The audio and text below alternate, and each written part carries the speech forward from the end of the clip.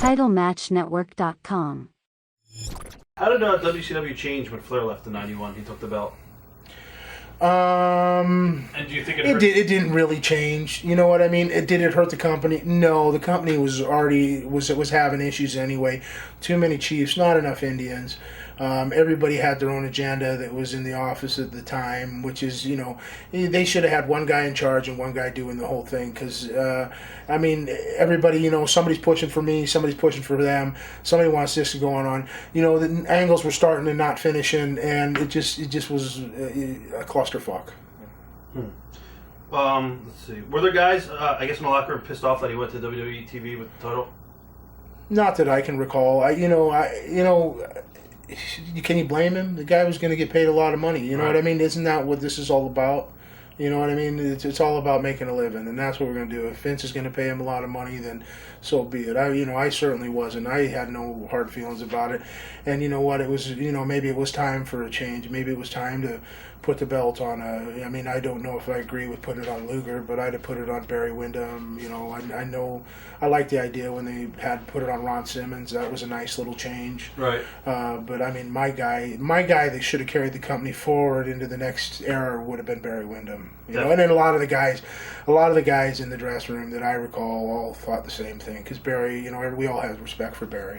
I was going to ask you your thoughts on Barry. Yeah, I like Barry Windham. I a lot of respect for him, and I think when I first went to WCW, I remember I was traveling with Randy Colley. I hadn't got the job. They told me to just wait, right? Dusty liked it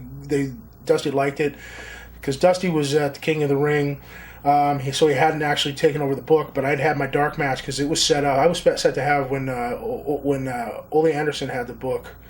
I was set up to go in already, but then when Dusty took over, I had to do a dark match, and then I did the thing for Dusty, but he wasn't there, but he saw it in Atlanta the next day, and he loved it, and he just said, yeah, just sit tight, wait until we got a spot for you.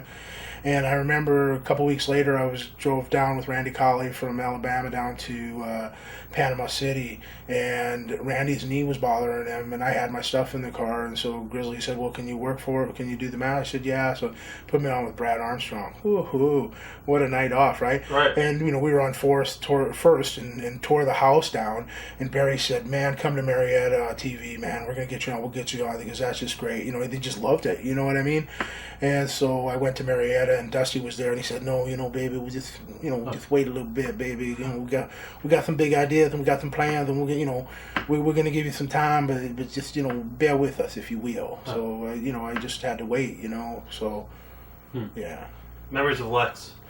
Lex, what can you say? He had the best body in the company.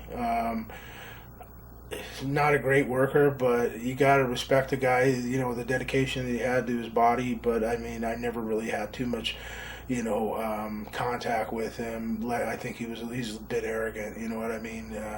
Everybody says that about Lex. With a body like that. I mean, I guess he's got a right to be arrogant. But, so my contact was kind of limited with him.